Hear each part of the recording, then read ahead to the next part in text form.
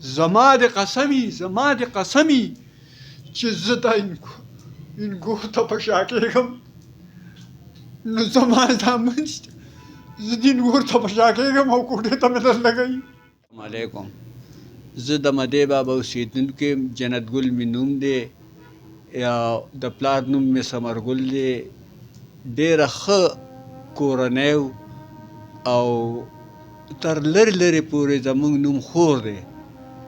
او زه د دې زوی د لاسه تنګ یم چې نوم یې شیر عالم دی. دا موږ پسې پولیس راولي. شیر عالم جی ریسکیو کې دی، ډایرکټر دی جی. دا نوکري مو له ما کړې ده او اوس دا نوکري په موږ را خرڅوي جی. ډیوټي پېښور کې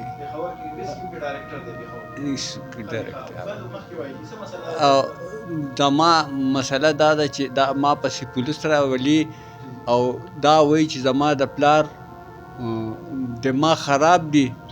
نو که زما دماغ خراب و نو زه به دې ځای ته راتلمه، خو دې په نشه کې دی، په غټه نشه کې دی او زموږ وس نه کېږي او دې د لارې او د کوڅې زموږ بندوونکی دی چې بنده شي، د دوی لار بنده شي نو زموږ لار خدای نه بندوي نو دې به یې څنګه بنده کړي. تا اوس پلار جوړ شوی دی او زوی دی مې، خو پلار راته جوړ شوی دی. نو زه دا نه غواړم زه د ده نه تنګ رالمه. دی ما پسې هره شپه رپورټ کوي او ما په عذابوي. دا روژه زما نیمه په دغه کې تېره شوه په چوکۍ کې. نو زه د ده نه خلاف یم، بیخي تې خلاف یم. نو مهرباني دې وکړي زما د ملګرتیا وکړي، حکومت زما ملګرتیا وکړي چې د حکومت په ما باندې بوج نه راولي.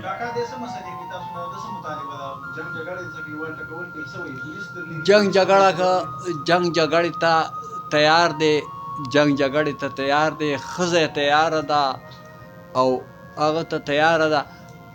ښځه ما پسې راغلې ده، دا والیم دا ګزارونه په ما د ښځې له لاسه دي. زه خواست کوم چې زمانه دې ووړي او زه به حق نو ما سره هېڅ سودا نه پاتې کېږي. او نور به څه ووایم، خو چې زموږ نه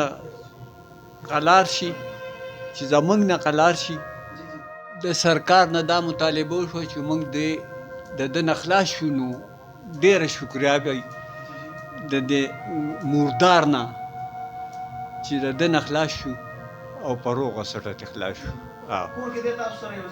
نه جي، کور کې زما سره دا نوسې دی، دغه مې انګور ده. زما د قسمي چې زه دا انګور ته په شا کېږم نو زما زامن شته زه د انګور ته په شا کېږم او کوټې ته مې درلګوي. نو زه د ده ډېر تنګ یم. زه بیا قسم خورم چې دا انګور ما په شا دننه وړي او بار ته مې راوړي، زما خپې کار نه کوي. د پالجه ټیک را شي. بچي زما 2 بچي دي. یو د دې ښځې زوی دی، یو دغه ګنده دی. نو د دې ګنده نه دې موږ خدای خلاص کړي.